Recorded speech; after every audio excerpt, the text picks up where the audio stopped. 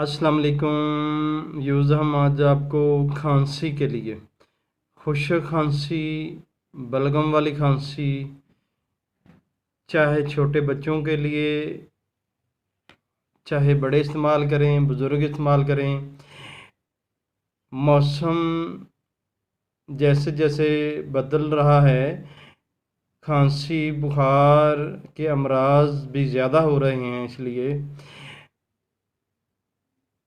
उनकी ख़ास वजह ये है कि जब भी याद रखें मौसम तब्दील होता है तो उस तब्दीली के हिसाब से हमें भी अपने आप को तैयारी करनी चाहिए। मिसाल के तौर पे अब गर्मी जा रही है, सर्दी आ रही है, दिन को धूप होती है, रात को अमूमन मौसम ठंडा हो जाता है। तो हमसे ये गलती होती है कि हम पंखा चलाए बगैर सो नहीं सकते, और उसकी ख़ास वजह ये होती है कि मच्छर वगैरह तंग करते हैं। और इसके साथ साथ जब हम सोते हैं तो हमें चाहिए कि हमें अपने ऊपर खेस, शॉल वगैरह, अपने बदन को, अपने सर को ढांप लेना चाहिए। जब हम इस तरह नहीं करते तो अमूमन रात के 12 बजे के बाद मौसम बहुत ज़्यादा ठंडा हो जाता है, और मौसम ठंडा होता है और हमने पंखे का भी इस्तेमाल किया होता है।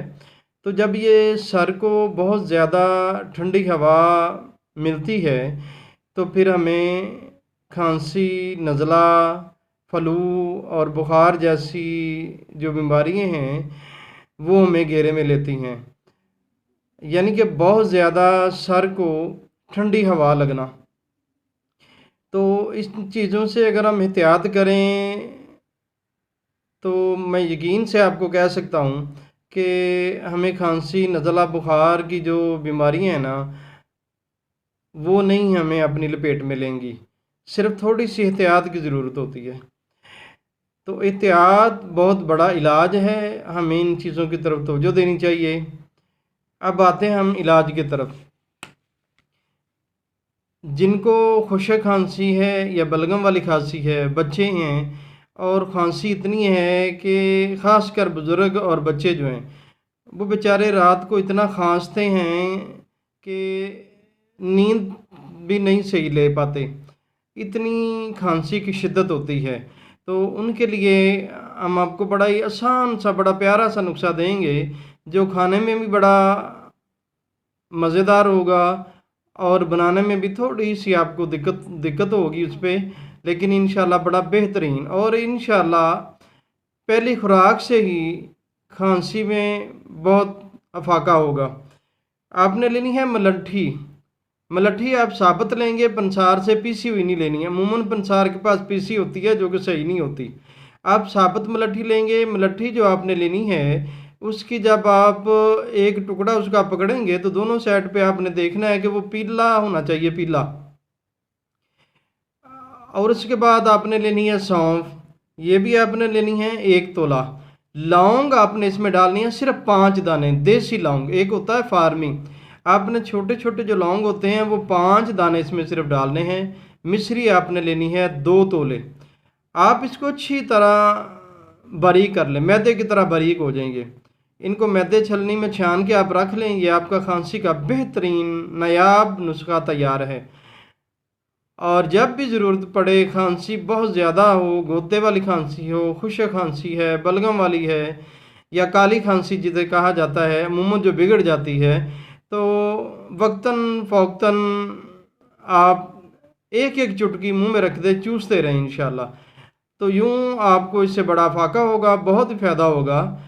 अगर आप इससे ज़्यादा फ़ायदा हासिल करना चाहें तो बड़े जो हैं वो 1 टीस्पून इसका लें, और नीम गर्म पानी में 1 चम्मच शहद हल करके इसको मुंह में डालें, ऊपर से शहद वाला मिला पानी पी लें आप। तो इंशाल्लाह पहली खुराक से ही आपको बहुत अफाका होगा। लेकिन मुसलसल अगर आप 2 दिन मुसलसल इसको इस्तेमाल करें तो इंशाल्लाह आपको जो सर्दी लगी होगी, बलगम या खुशक खांसी, सर में दर्द, یا بخار کی بھی اگر کیفیت ہوگی تو انشاءاللہ اس کے استعمال سے ٹھیک ہو جائے گا۔